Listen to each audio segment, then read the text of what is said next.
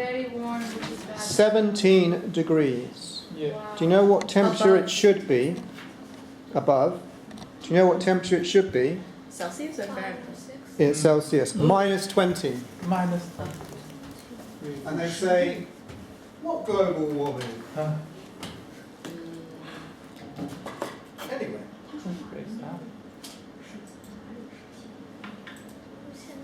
That's really bad, 17 is. It's not good. That's really high. That's not good. It's the end. Unfortunately, Yeah. it's not looking good.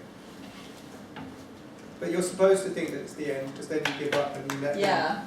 carry on screwing the planet. Okay.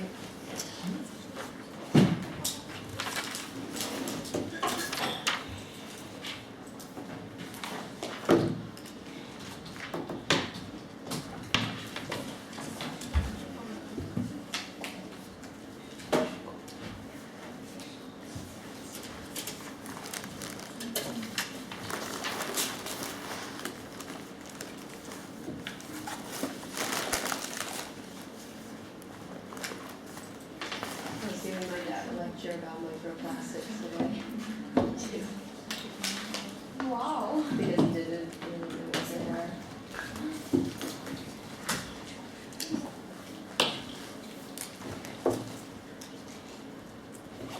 Wait, are we the 19th or the 20th? Oh. Is that how many modules you're teaching? On that? They're not all at the current, Oh, to okay. be honest with you. So, enough would be one way of putting it. Today is one of my busier days. And Wednesday.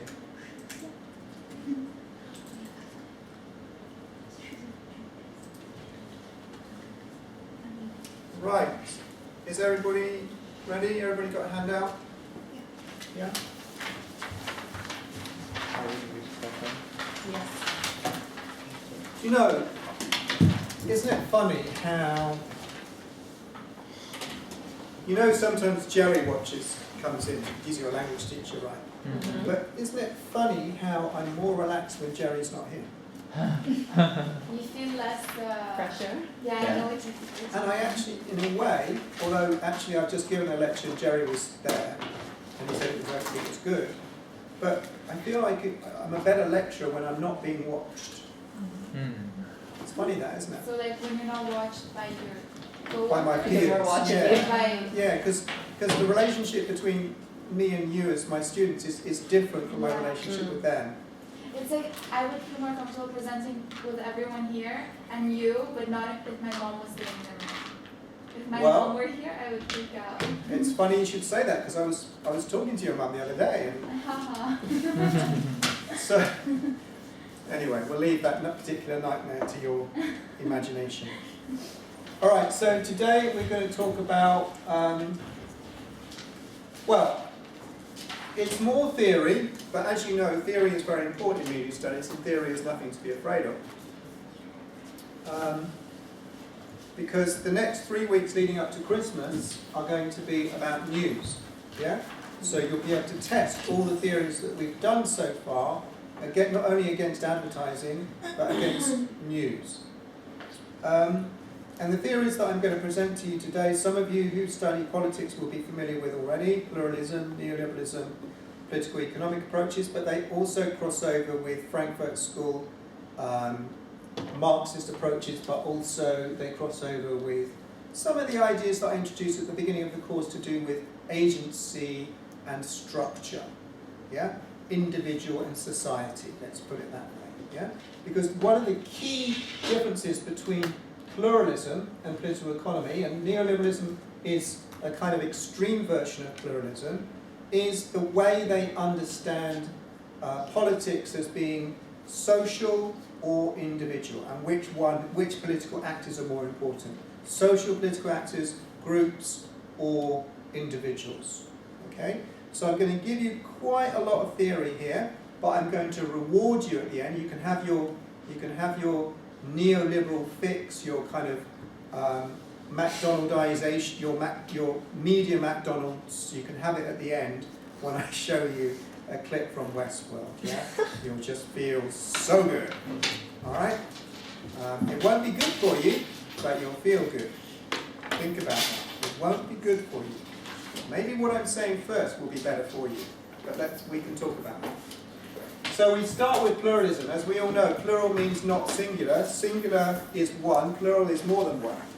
The idea of a healthy political environment is one in which there is a range, a fair balance and range of political actors of different political interests, political colours.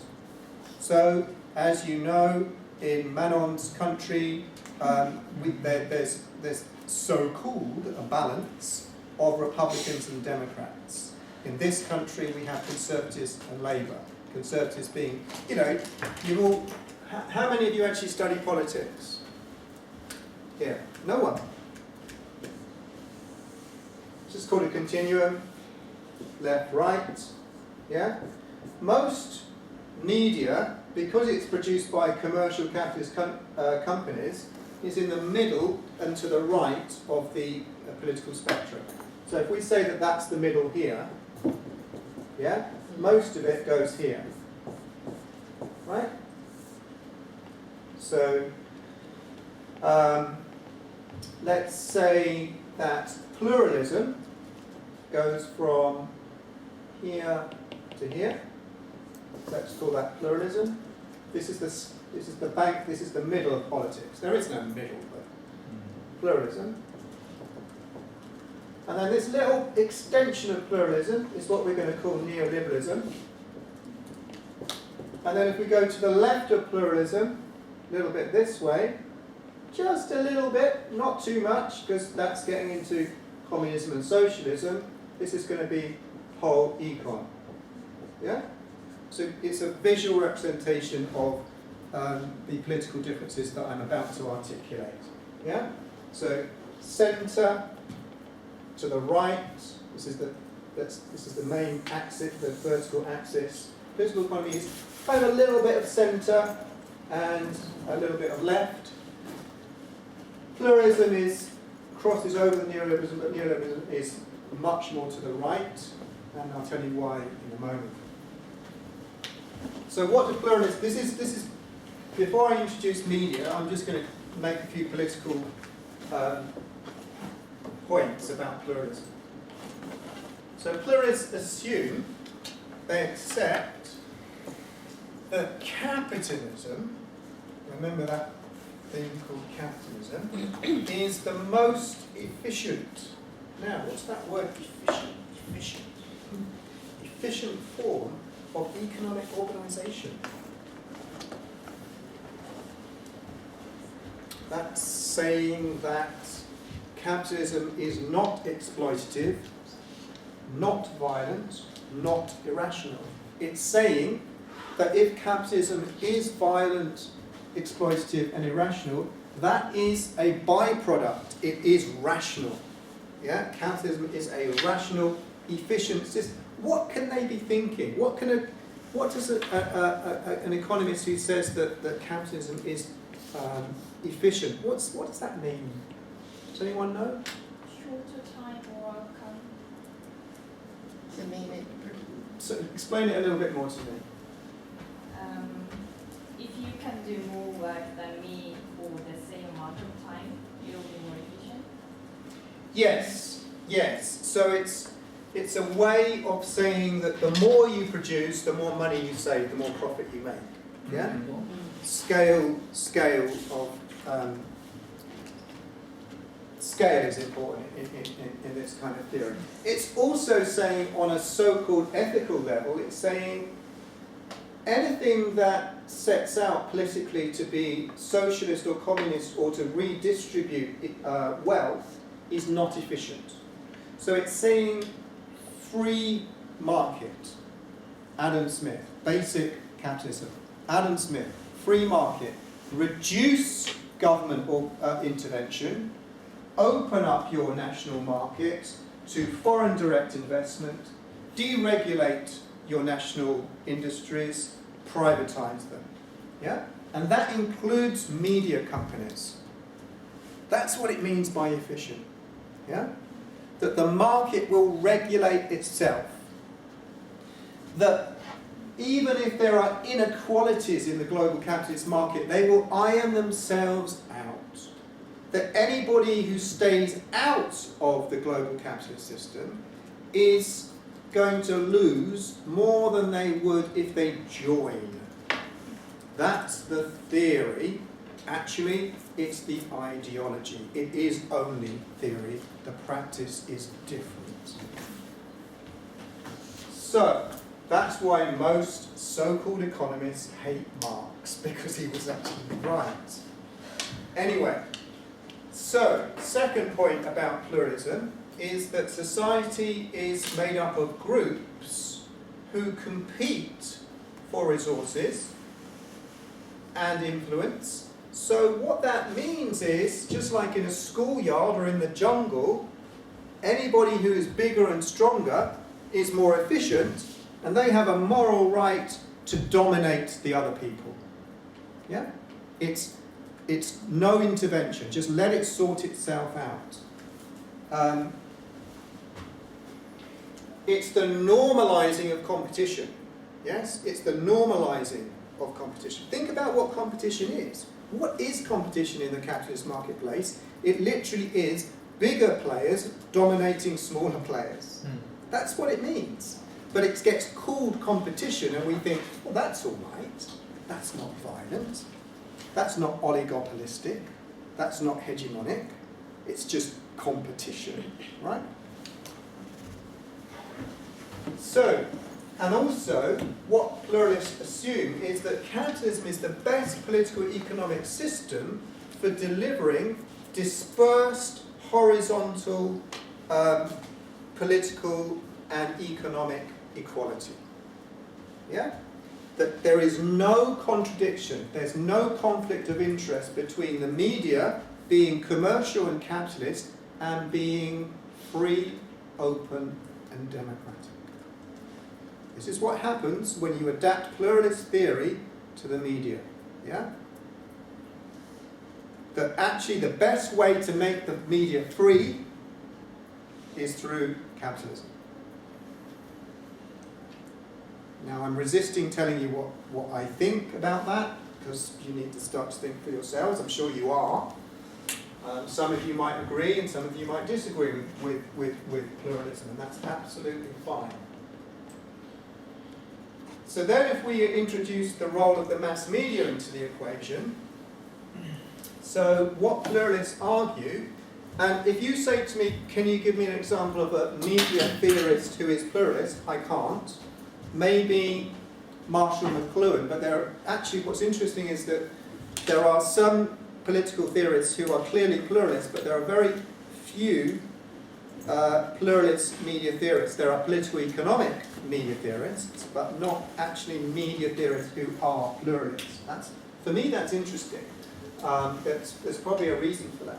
But what a pluralist will argue about the media is that the media represent and reflect all the interests that are already in the world.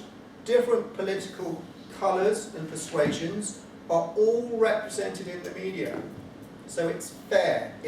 Remember that argument that the media doesn't construct reality, it reflects reality. The reality is we've all got different political opinions, and the media represents our political opinions. Right? And the argument is that even if the media is all commercial, you can still have, oh hang on a minute, you can have a commercial media company that's also against advertising. That's the theory, right? That's the theory. You can have an anti-capitalist media company in a capitalist political structure.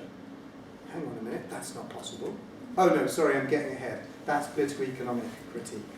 But I want you to start thinking about whether pluralism is just spin, and it is just spin. So they argue, pluralists, that the media has democratic functions to play, and that capitalism can deliver those democratic functions. They say it's informational, like a public service broadcasting ideal. They say that it's a watchdog, that the best way for the media to regulate itself is not through the government, like in an authoritarian country like China, and it's not through an independent body, it's just let the people decide what they want to watch. And what neoliberalism, what pluralism will do is it will just give you what you want. So when I show you the clip of Westworld in a moment, I'm sure Bill will agree with me, that's what you want, isn't it? You want more sexism, you want more rape culture, more, you know, violence against women. That's what you want, right, Bill? Right? Not now. So, they argue, pluralists, that people are protected from manipulation. So even if they accept that the system, a media system that's regulated by commercial agency, commercial interest, even though it might not be perfect, you, because you're rational, because you're individual, you know when you're being manipulated, don't you, Bill? You know what's good and what's bad. You know. And therefore, you can talk to your friend or your mum or your dad and they can say, Bill, that's bad, that's good. You can use a social network and you don't need a government telling you what's good and what's bad. You don't need someone telling you. Yeah? You can decide for yourself. You can use your own social network. Don't worry, Bill, I'm not just picking on you.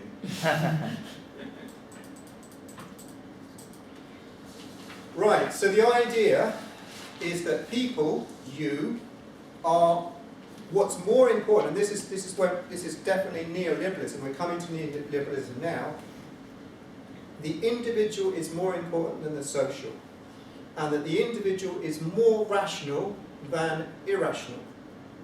So look, let's just sum up so far. Capitalism is rational, capitalism is efficient, you are rational, you are efficient. It's bloody perfect, isn't it? Did you say Kantism?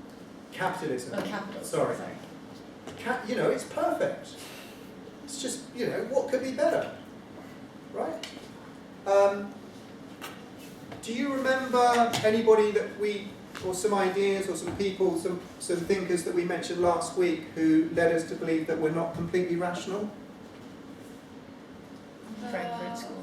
Frankfurt School, who are influenced by Freud and Marx. Psychoanalysis, and so on. And remember, Freud is in the Frankfurt School a bit more pessimistic than Marx, because Marx actually thought, he didn't think that people were completely rational, but he thought they are capable of being more rational. Mm-hmm. Whereas Freud and Frankfurt School are much more pessimistic about humans being rational. Okay, so neoliberalism as an extension of pluralism believes, just like pluralists, that the free market is the best way to organise the economy.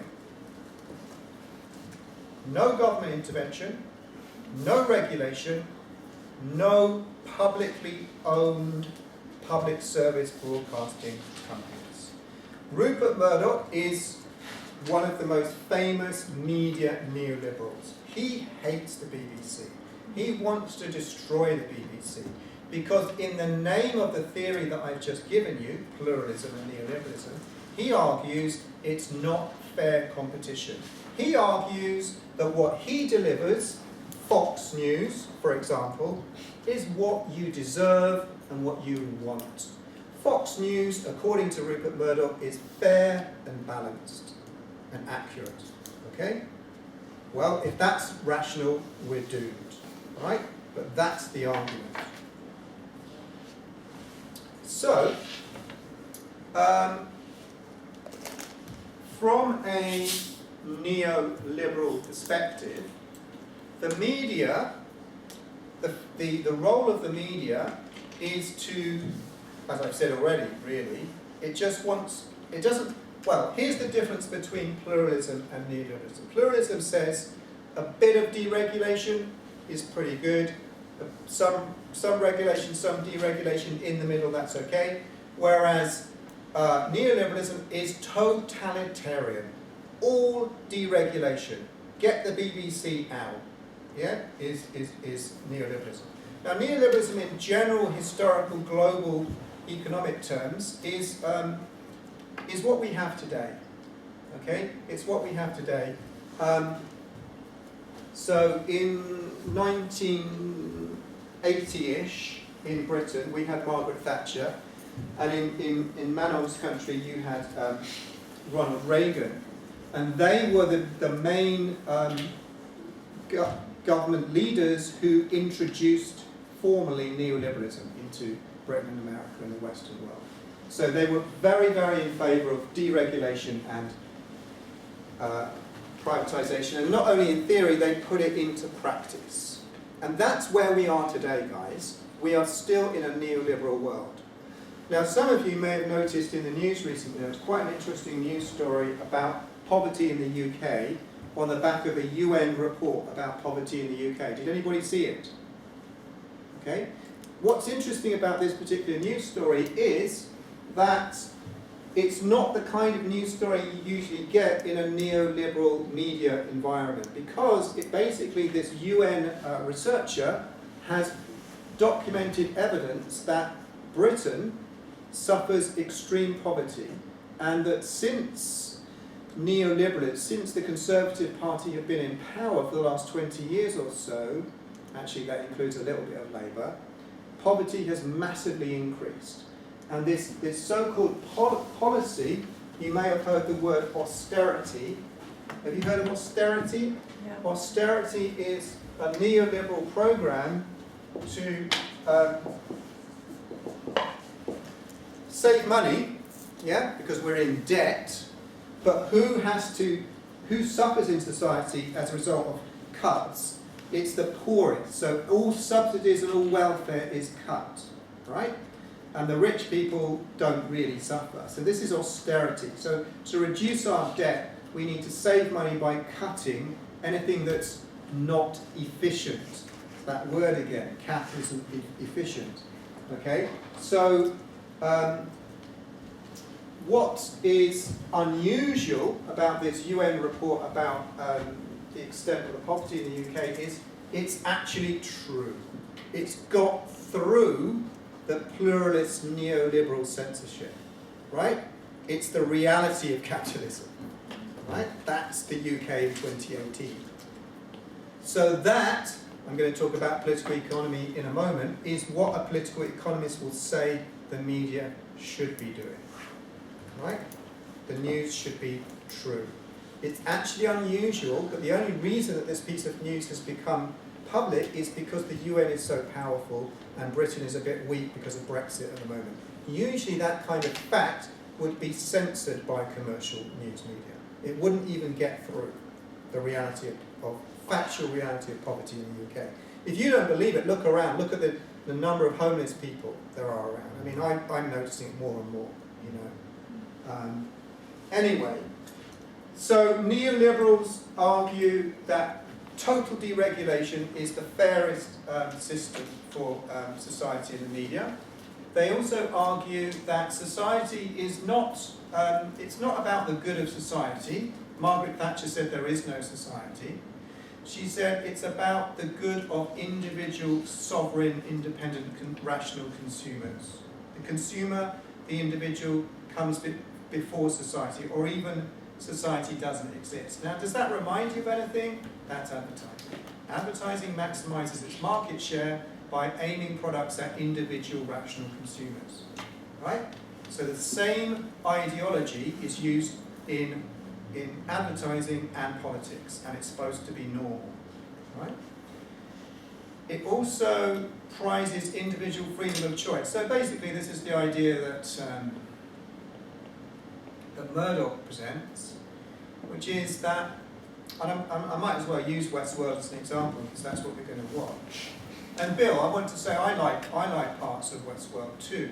Which is part of the reason why I use it for teaching. I'm still thinking about it, but actually a bigger part of me really hates it because I think it's very clever at indoctrinating young, clever people like you into thinking that violence is normal and that hating women is normal. I think it does it in a very sophisticated way, And it takes theory to resist this. It really does. But anyway, Bill's choice to watch Westworld it's his freedom of choice, according to neoliberalism. He should not be allowed to be in a classroom situation where his socialist teacher tells him he's a bad boy, right? That's against neoliberal prescription. It's the individual that counts, right? I'm saying that with a straight face, I'm not laughing, that's what they think. Anyway, shall we, before we get on to political economy, shall we watch a little bit of Westworld? Okay, here's the test. One of my friends on Facebook, I've never met him, but he is a friend because I do talk to him, is a guy called Derek Jensen. He's a famous global, well, not global, what am I saying? American activist, environmentalist.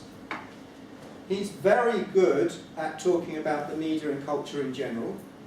He's very good at talking about feminism. He's very good at making arguments about how the West abuses, violates, rapes the environment, and how that's the same as men thinking it's okay to rape women. And what he says is he can't watch anything like Westworld anymore, because he says that within seconds of watching it, he'll see an image that is basically women-hating, objectifying, violent, male violence against women. He says, I can't watch it because it's everywhere.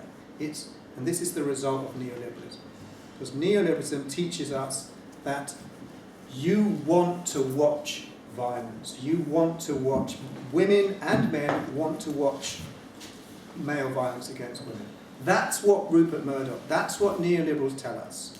And it doesn't matter if it's crap. It's what you, the consumer, want. Yeah? So, if it's what you want, that's like A Star is Born last week, isn't it? If it's what you want, take a look. Decide for yourselves, is this what I want to watch? And also think about how long, do the Derek Jensen test, think how long is it into the narrative that I can recognise that this is ideologically misogynist, sexist, women-hating. See how long before you spot what it's doing to your... Yeah, you were going to say something? I was going to say, Dean, there's a lot of violence towards men in the show as well. Yes. We can talk about that too. Yeah. Yeah. Like, I'm not defending it. I do No, think that there is like an excess of violence And I'm in general.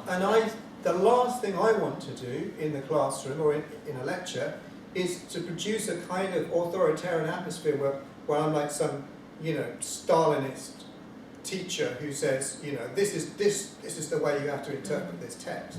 You ultimately have to decide, and I will learn from you. It's not just, it's both. Because my experience of watching the show is I thought that men were generally quite stupid and like Yes, exactly. a bit like more useless than the women were. Like Neither me. Well, I don't dispute that. Let's take a look. Is that season 1 or season 2? and also couldn't you do Season like one. a little bit of a Marxist reading with Westworld? Yeah, I want With to. like as the robots representing the underclass in a way over the Nice, human beings. I like that. I don't know. I think we could. Oh, there's the lights again.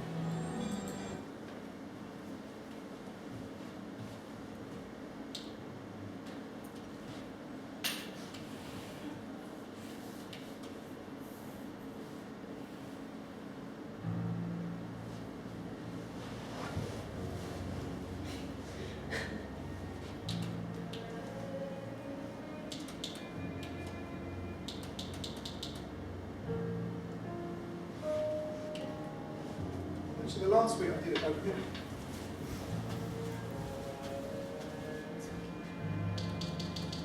Yeah, it worked when you used that one last week. Yeah.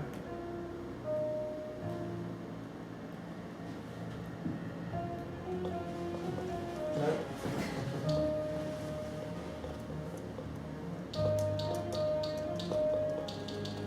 Drives me crazy. Well, I'm sorry, I give up.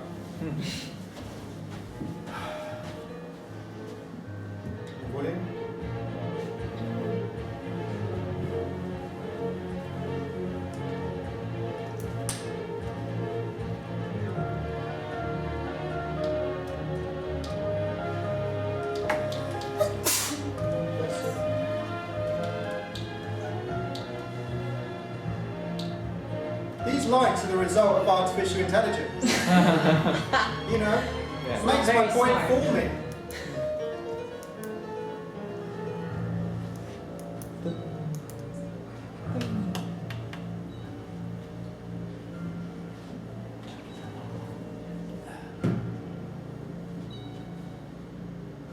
Okay, it's working now. Like a little bit. A little bit.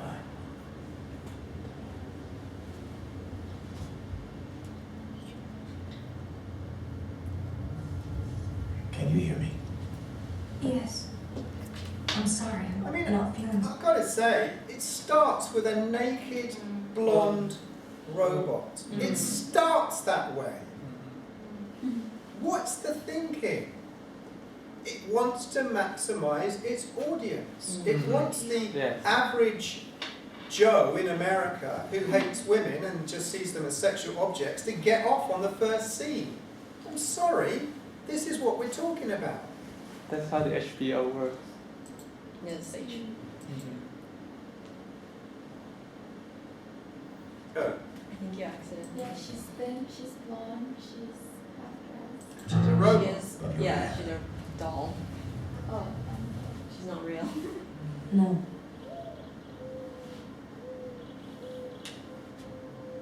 Tell us what you think of your world.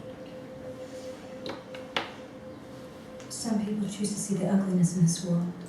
She's the object, and it's a male scientific voice interrogating her Mm-hmm. that we don't even see. The male subject, the agent. She's the object that we look at, the spectacle of the object. It's all there. The disarray. I choose to see the beauty. I choose to see the beauty. Morning, Daddy. You sleep well? Well enough. We're headed out to set down some of this natural splendor. What am I?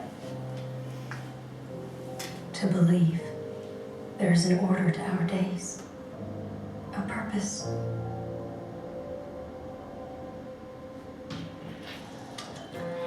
What do you think of the guests? You mean the newcomers? The first time I played at Whitehead, family was here, we went fishing, did the Gold Mountain Mountains. The last time? Came alone, went straight evil. It's the best 2 weeks of my life. So according to the Derek Jensen test, it was about 3 seconds, wasn't it? Mm. Literally. Have you seen the whole thing? Like the whole I've season?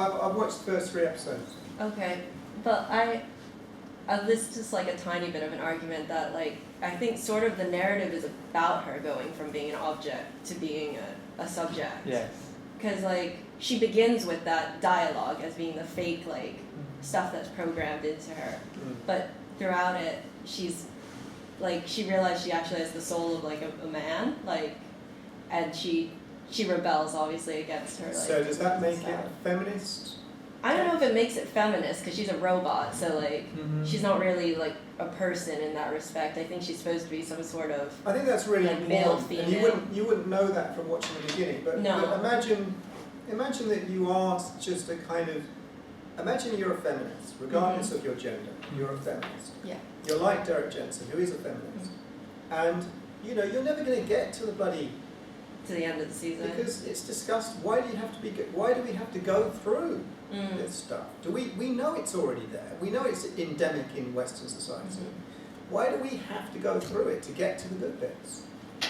I don't think we're that rational in that sense. Mm.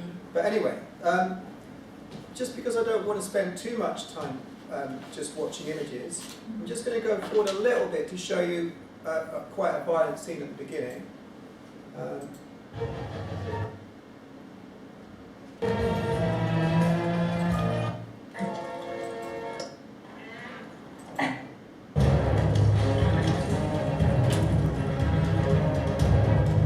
She might put some subtitles on. I don't think it has it, does it? no, I think. There should be languages, Languages. The other one. but yeah, basically she begins as the farmer's daughter and Yes. ends the series as like a Don't revolutionary. spoil it. Oh, sorry, yeah. Languages, sorry. Yeah. But it's the same argument about Game of Thrones. I know, but like the first season of Game of Thrones at the beginning of this is trash for it to like get to. But it's Yeah. I think that's really good, and I want to use that when we're talking about political economic analysis, and we can come back to that. You got anything out here other than alcohol, man? Go ahead. I'm in no rush to meet my judgment. But I'm more sure of the outcome than you son of a... Nothing but the milk, then. Hang on a minute. In America today, isn't there a little bit of a gun culture problem? Is this helping? No. No.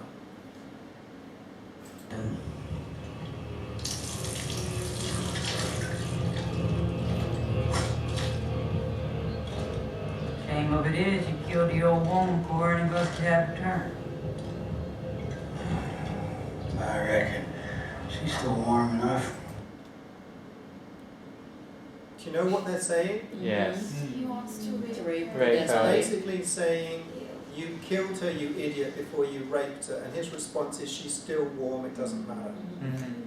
Look, I mean, really, that's going into our unconscious. That's going to young children's minds as being normal. That's what produces Donald Trump. That kind of culture. This is ideology, this is neoliberalism. Yeah? Yeah, good still, right, lovely. What are you gonna judge her for it?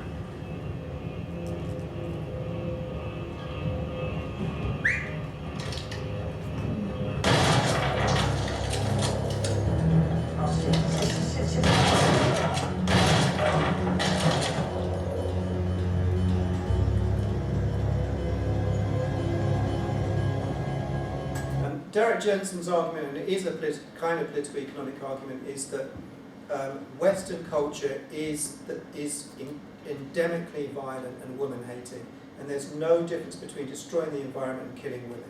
He sees it as coming from exactly the same unconscious place. He calls it this fucking culture. Yeah, he gets very angry, quite rightly, I think. Anyway, so let's get back to some theory, and then we'll try to retrieve, if it's possible, a political economic analysis of. I've given you a very loose analysis. Actually, I've given you a political economic analysis of Westworld, but I think there are things there's a counter argument, as Manon is saying. There are other things that we can retrieve that maybe begin to support a little bit of a pluralist outlook. Maybe. We can come back to that. And I also want to use the circle, because I won't use it today, there won't be time, but The Circle is a very interesting Netflix movie. It's only available on Netflix, but it's about, essentially it's about, what do they call it, Silicon Valley culture, what it's like to work in Google, and it looks quite cool, and young people watch it and think, oh, I want to work there, And they got a slide. you know, and it's normalising digital artificial intelligence. It's saying it's cool, guys, it's cool. I've watched a little bit with my sons, and my little 11-year-old said, Dad, that's great, that's the kind of job I want to do, you know? But that's no catch. That's like how they get you into Yeah, it. they're like, we have a slide and a bar. It's like my friend the other day, she was in King's Cross in that new complex, and there's a Facebook office or Google, I don't know. And she's like, it's so Did cool. you too? Yes, I don't know what it was. And she said, it was so cool, they have this and that, and I'm like, Yeah. really? Like, they're literally selling it to you. Yeah. Yes. All right, so political economic, rooted in a Marxist tradition.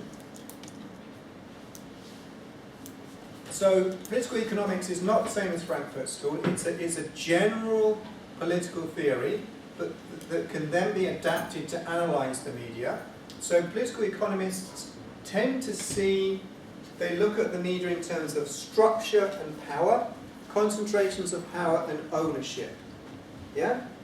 That's a political economic approach. Where they're different and also cross over with Frankfurt School is that they are critical, they are negative, but the Frankfurt School theory is only is only a theory of culture and media. Political economic is just a general. I mean, Marxism is political economic analysis, really. I mean, that's what it is. So it's indebted to the Frankfurt School. It's not the same thing. So they argue that they're concerned not just with the media. So what they do is they put media in a different perspective. What pluralists do with the media is they say the media is the central instrument of political equality and diversity. But what a political economist says is the media is just one part of society, right? We must not rely too heavily on the media to represent or to reproduce social values. It's just one part of it. So they recontextualize the world. They don't basically argue that the media is more powerful than it is. Yeah? It's only capitalists that love the media. It's only capitalists that get crazed about the media. If you don't understand that, we'll come back to that in the seminar. I'm going a little bit quicker now. So they're concerned with social and economic inequality, but they're concerned with it in the context particularly of media and information and how imbalanced the media is in commercial terms towards entertainment and profit. Yeah? So they're saying for society to be more equal in terms of gender and class and wealth, there has to be a genuine diversity of information. They basically fundamentally disagree with the pluralists. They say, how can the media be equal and diverse if it's capitalist? That's basically it. And they say the only way we can have a more balanced society is by having some capitalist media and some non-capitalist media. And then clearly that's not what we do have. So what they argue, and quite honestly, they're correct. Yeah, they are correct. Inequalities have worsened under neoliberalism. Inequality has grown in the world in the last 20, 30 years. The statistics are obscene if you actually look how rich the richest people have got in the last 20 years compared to poor people. They argue that UK media policy is increasingly shaped by neoliberal principles. So in other words, Rupert Murdoch, News Corporation, Amazon are much more important than local national media companies. Because the principle of neoliberalism is open free markets, it just means that the biggest media players can go around the world shopping and they can buy smaller competition, and there is no competition. So yes, competition, how do you beat the competition? You buy it, right? There's no balance, there's no diversity, there's no pluralism. It leads to, in a political economic argument, concentration, centralization of power.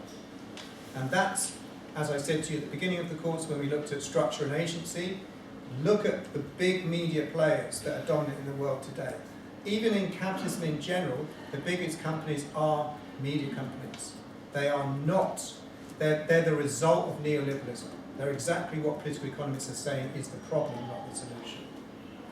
HBO, that made Westworld, is a huge transnational corporation, very, very rich. So they're in favour of deregulation of ownership. Sorry, I beg your pardon.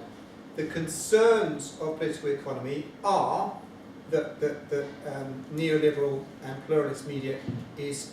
So they're concerned about deregulation. They think there should be regulation, right? They're in favour of regulation, which is why some of them support public service broadcasting. How do you regulate the media industry? You need an independent watchdog. It can't be the government, but it can be someone. Yeah? Regulation is important in political economic terms. They are concerned about oligopolistic control, which means centralization of the media industry. You know, the biggest powers dominating, and they're all capitalists and they're all ideological. They're very concerned about that, and quite rightly they're very concerned that the information is severely damaged, if not completely absent from the mass media. Think about climate change. Yeah? Think about the example I gave about the UN report about poverty in the UK, you know. They are concerned that good quality information is absolutely being censored out of neoliberal media. And so that's a big, big problem. So oligopolistic control, ownership undermines the watchdog role, because don't forget, the neoliberals and the pluralists think that the market can regulate itself. You know, that it means that you, the media consumer, you're sovereign, you're in control. However, I could show you the most violent, the most pornographic images, but it doesn't matter because you're in control. That's the pluralist argument. And quite honestly, political economists say, no way, right? That's not right. So the marketplace serves only those with enough spending power, like the big media companies, and that causes a digital divide. As we've discussed, political economists and Marxists question the rationality of consumers. They question it. They don't believe that we're all magically, rationally in control. And they can see that there's massive potential for ideology in a pluralist capitalist society, leading to the conclusion that public service broadcasting is a better way to go than commercialization. Now, neoliberals like Rupert Murdoch, they say that the license fee is not fair, it's a subsidy, it's like protectionism, it's not free and open competition. That's what they think of public service broadcasting. Neoliberals and pluralists say that BBC, or some pluralists say the BBC should be broken up, sold off.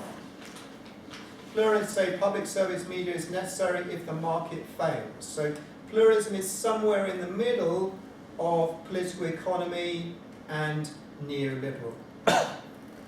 Political economists say that public service broadcasting, or some political economists say that public service broadcasting is essential.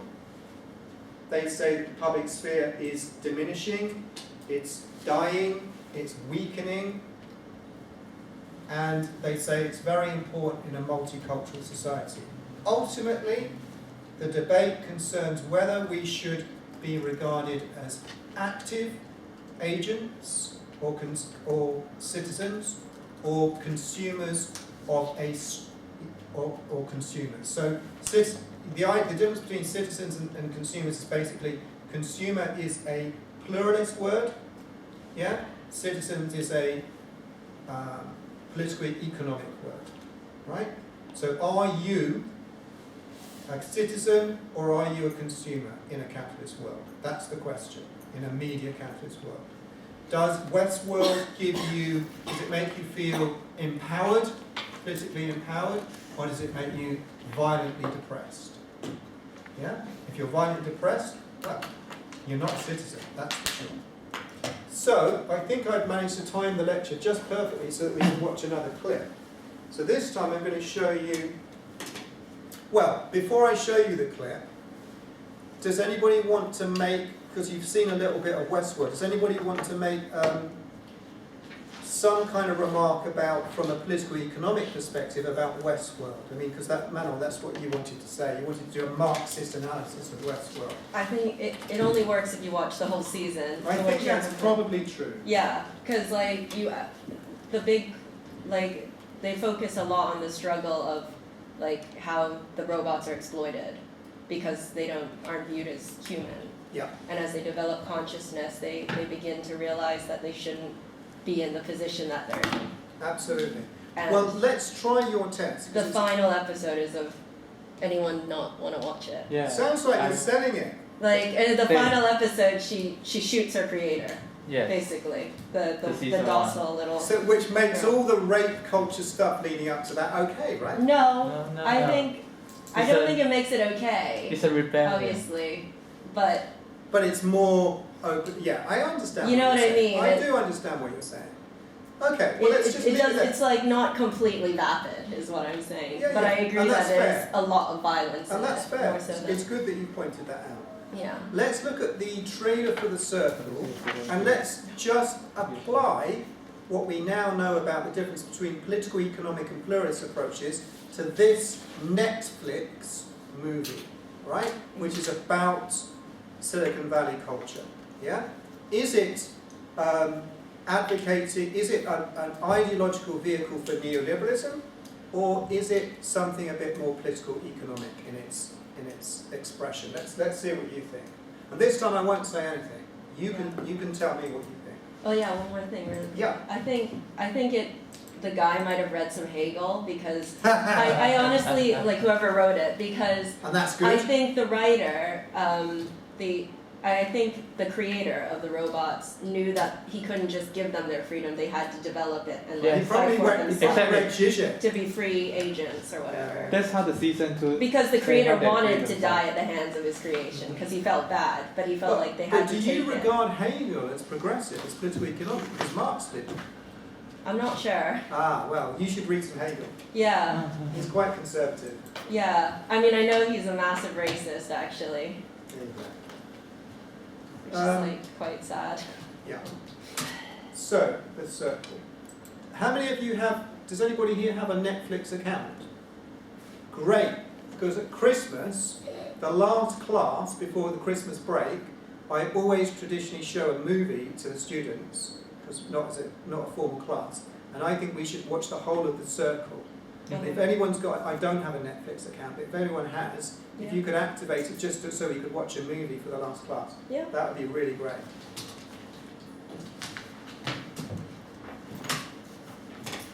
So, we'll watch this. It's just 2 minutes, okay?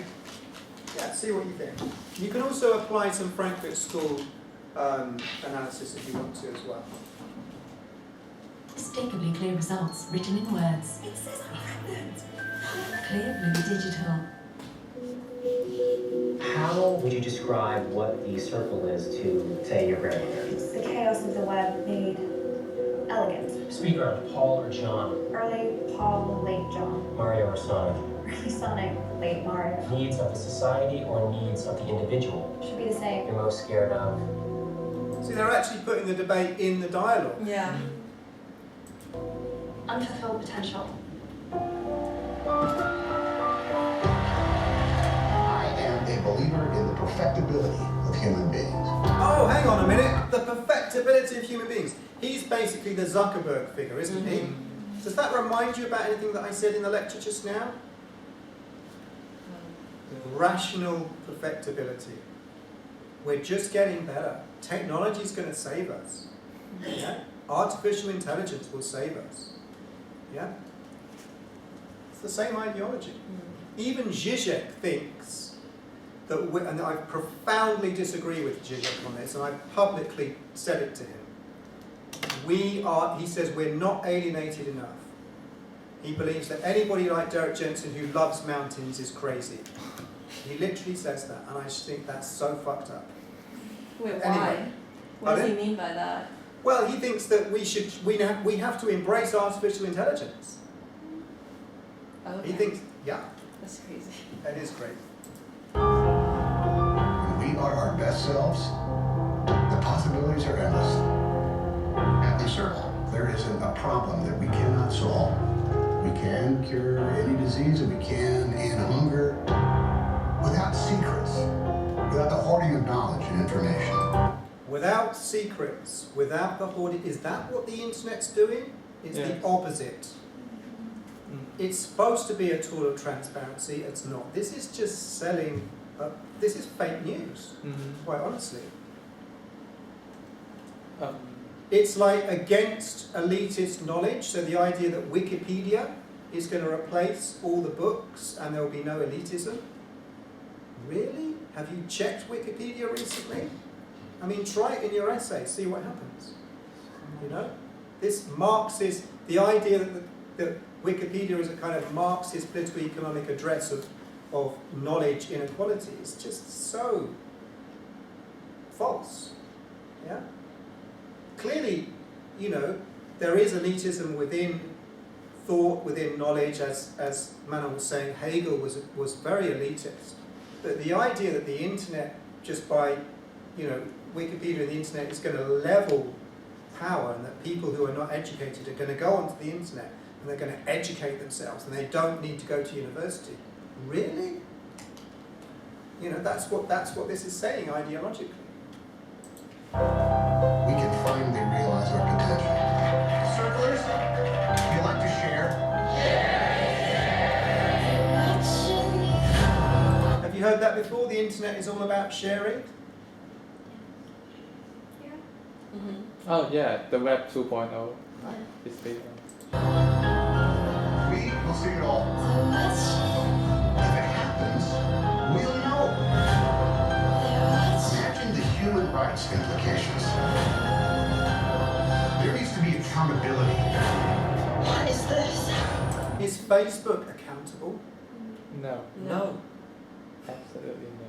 This is just completely, it's disgusting. It's just propaganda. It's selling. This is an ad for Facebook. Circle has the power to change everything. It's losing our lives that get us in trouble. Things we hide. We care about everybody you care about.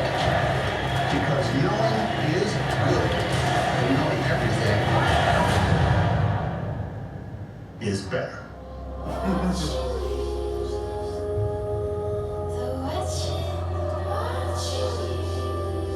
I'm sorry, I did say something. Over to you. You've got the floor. Do you want to give us what would all right? Let's. I You don't, can't doesn't tell matter what your what's opinion happening. is. A pluralist analysis of that film. That's. Can anybody make a pluralist analysis of that film? Is that what you want to watch? Not particularly. It's very shiny film. Shiny, happy people. Mm. Shiny, happy, young, white, beautiful people. Predominantly. Okay, make a political economic analysis of it. What's it doing?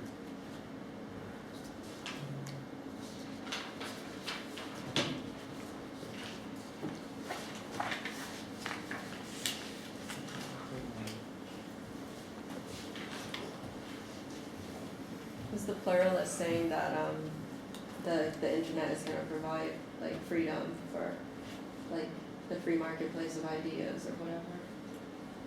It's a public sphere. Mm. It's a Habermas public sphere. Mm-hmm. It's a virtual revolution. It's a levelling of power. Mm-hmm. All the problems of capitalism will be solved by the internet.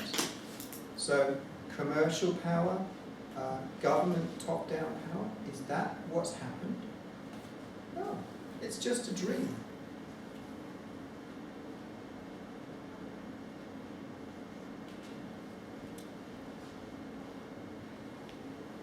Am I being too radical?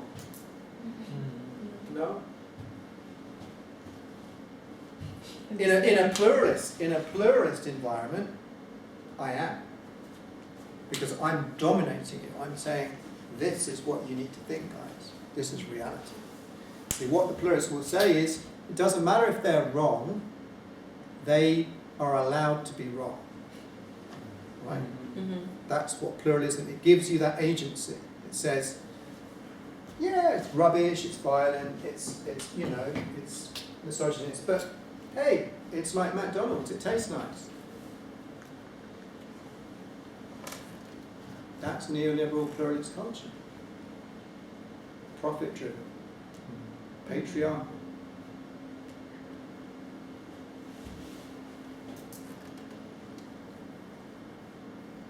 Any last comments, or should we stop? Okay, we'll stop. Some of you look a bit kind of like, I'm not sure I like what he's saying. Or you're just tired. My face is like this because the sources I found for my essay are very pluralist, and I think you're not going to like it. Okay. That's what I think. Are you suffering from essay stress? Yeah. Yeah. I'm not surprised. But I'm like, I'm surprised because what I'm writing is exactly the same as what you're saying now. Boy, are you going to get a high mark. see, a lot of the No, I'm sources just I really found trying to talked about the Web 2.0 very positively. But you see how this relates to what I said at the beginning of the course about structure and agency, because it keeps coming back and again and again and again. Yeah. Yeah? You know, the idea that the individual can make a difference, Mm-hmm. and we should ignore the social structure. That's also ideological. Okay guys, don't be too stressed about you're all writing your first assignment, so it's the first one that you're doing in your chosen subjects, obviously media is my concern. Try to enjoy it, because I will know if you've enjoyed writing your essays. And don't try and think, what should I write that Gareth will like? That's fatal, because I'll know. Actually, to be honest with you, I always like essays that challenge what I think, because I need to be challenged. So try to enjoy it, and don't be afraid to say what you really think. Actually, don't be afraid.